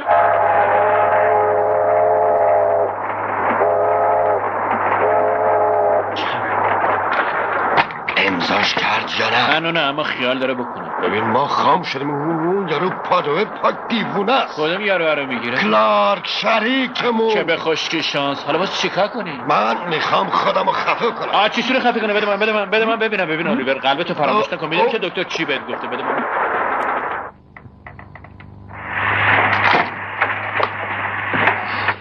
این چه کاریه؟ یه فرمالیته ساده است. ما داریم دنبال یه نفر به اسم کلارک. شما اتاق عوضی گرفتین. ببینم این یارو چه جور قیافه‌ای داره. یه آدم مذهبی و تقریبا عصبیه. برای کسی خطری نداره؟ نه اما ما میخوایم هر چه زودتر اون از قطار پیاده کنیم.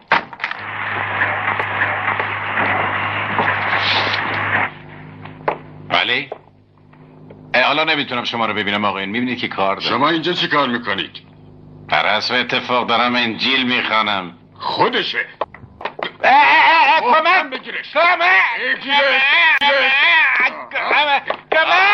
باز شما اشتباه گرفتید. باش قابلش کنید. شنای جفوس کار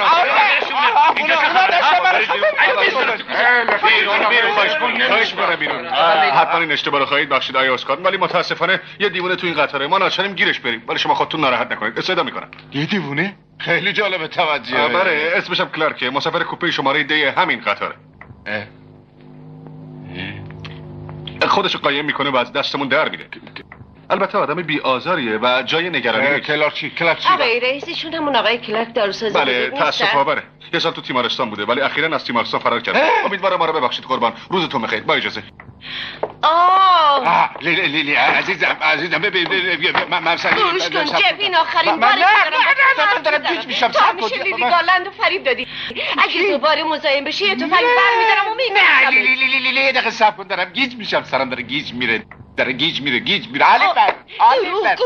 دیوونه دیگه طاقتم تموم شده. ای خدا پنجره رو باز کنی من دارم دیگه طاقت ندارم، دارم از بین میرم. سلام لیلی. مکسی عزیز دلم، عزیزم، فرشته من، خدا تو رو رسون. یکی از نمایشنامه‌های سامرسون مامو برای گیر آوردن، همین حالا با طیاره بیا. او عزیزم عالیه، محشره.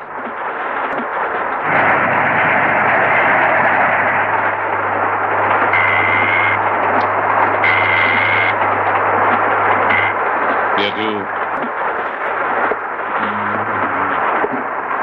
بلک واچ قربان با نیلمک حتما هر دوتایی مستی. مست شد دیوونه، حالا که اینجایی میفرمندید زیاد معطلت نمی کنم اوبن، فقط چند والا دیگه موردی برای گفتن نمونده. از بس کرد و خاک خوردم و تو آشغال دنیا را رفتم، مریض شدم. منم شخصیتی دارم قربان. این هم آخرین نتیجه سینه من تو زندگیم همیشه بدبخت بودم، حالا تو این موقع بحرانی الکلی و یک بیمار قلبی دارن مرا تنها میگذارند و میرم. نمیخواستم ببینین. تو رو خدا بره من. حالا فهمیدی برای چی صدات؟ خواهش ای خم خداحافظی بکنم. آبن اون اسلحه داره آبن. خوابیده. ایرلندیا همینطورن، سر بزنگاه آبشون. گوش کن کثافت، موقع خدمت زیر پرچم تو 1000 دفعه به لب پرتگاه مرگ رفته که تا همین دیروز من اسکار جفی بودم. تموم کنید لطفا. داره من پر بود از اشراف و بزرگان و وزرای کابینه. این ماسموسه که زمین نظری به یک کلمه از سوارت گوش نمینه اسکار. لااقل این بار عاقلانه رفتار کنیم. دیروز اسکار جف جادوگر برادوی، فردا یک احمق به تمام معنا، کسی که برای یک مدیر تئاتر دیگه باید کار کنه. حتما شما نمیخواید یه همچین آدمی باشه. اوه بچه های من، هر وقت این صدا رو شنیدید از من یاد بکنید. باش بریم به کلگی دیگه. بس دیگه حوصله‌مو سر بردی. تو منو بگه الکلی مبدل کرد. خداحافظ. ای مسافر رنگ پریده مرگ، اینک گذرنامت به سوی دنیای مجهول. آقای جیب اگرم نباشینم نقش هست، فقط نقش هست. اگه ولش میکنی خود به خود درست میشه.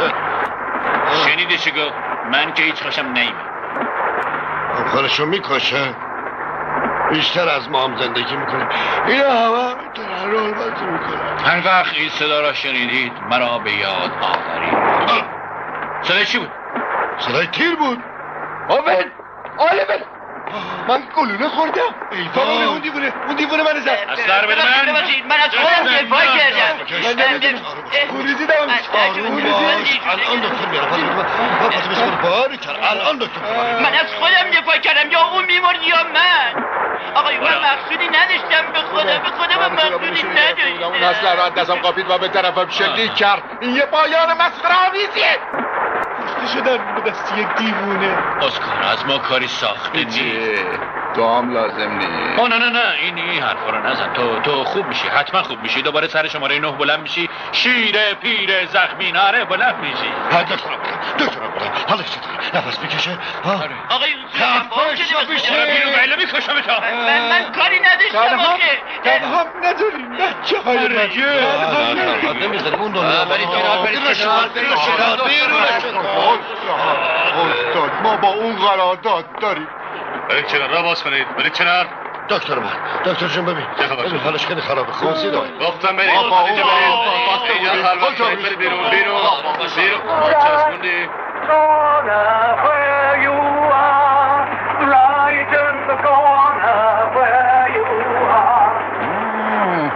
آروم باشی، تو اغلب همینطوره، ترسای زیاد ولی بی خطر. یعنی میگین جدی نیست؟ فقط یه جراحت سطحیه. چی میخواید بگید؟ من بی‌حسم، زخمم عمیقه. تا حالا یه همچین عذابی نکشیده بودم. خیلی خب میتونی بری استراحت کنی، فردا صبح حالت خوب میشه. پاشا تو رو باید به کوبت برسونم. نه دیگه دکتر میگه حالت زود خوب میشه. بلند شو. اوون آلیور یک الهام بهم شده، خیلی جالبه. واژه دیگه الهام بیه. ببینم قراردادو داری؟ چه؟ این دفعه امضاش میکنه. لیلی منو دوست داره.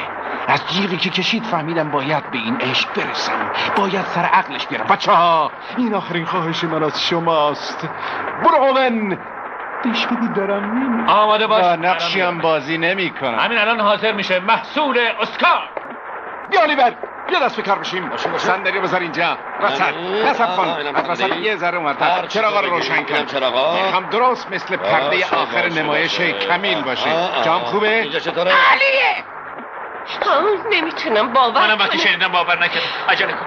آون همین حالا میاد. الیور هرچی بهت گفتم یادت باشه. اینا هاشش کجاست؟ اسکار این کیه؟ لیلیه. بیارش پیش. من اینجام. اسکار بیچاره من. حرف بزن با من حرف بزن، دارم دیوونه میشم. دکتر میگه تیر درست خورده به قلبش نباید حرف بزن. یه داره گریه میکنه. لیلی هست بده. دستت کجاست؟ چرا این کار کردی؟ چرا این کار وحشتناکو کردی؟ زندگی بهتری رسید. همه ترکم کردن. هر که دوستش داشتم و محتاجش داره تاریک میشه. یکم دیگه پیشم بمونید بچه ها. اسکار تقصیر من بود، من تو رو مجبور کردم. لیلی خوبه گریه نکن، تقصیر تو نبود. کاش میتونستم باز خنده ای تو رو ببین. من میخوام تو همیشه اولیور کجاست؟ همون که برای لیلی گارلند نوشته بودم. بچه صدامو میشنوین؟ یه کمی وصیت میکنم این قرارداد رو کنار قلبم که از کار میفته بذارید بعد دفنم بکنید. نه لیلی کجاست؟ هنوزم لیلی اینجاست؟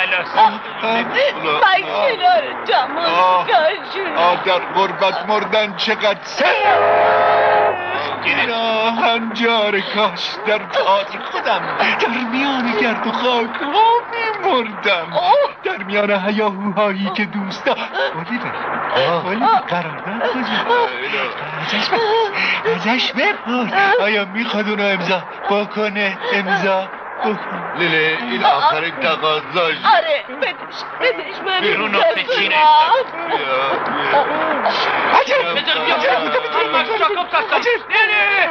لیلی مواظب باش، چی کار داری میکنی؟ مواظب باش. رسیدید مکس مندلبام.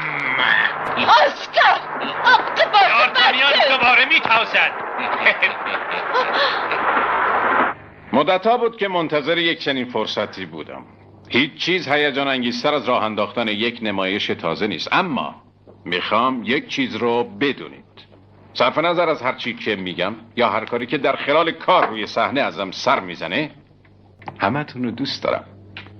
الیور تمرین رو شروع کن. پرده اول هر کسی سر جای خودش. نه ما با ورود خانم گارلند شروع میکنیم عزیز.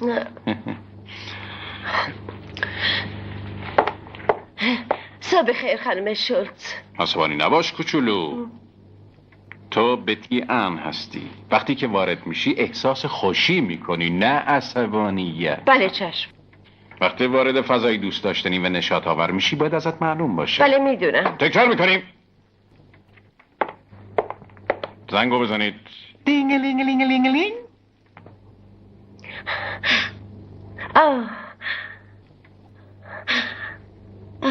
سرهنگ میری بده.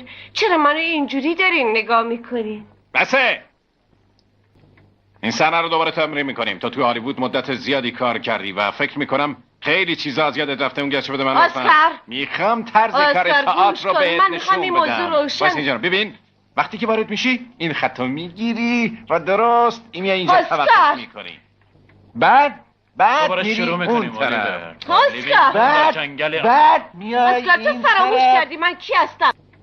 با من اینجوری حرف نزن. برگردانه این بود برای من جون میدادم. اسکار تو حق نداری من اینطوری حرف بزنی. به طرف راست اینجا توقف.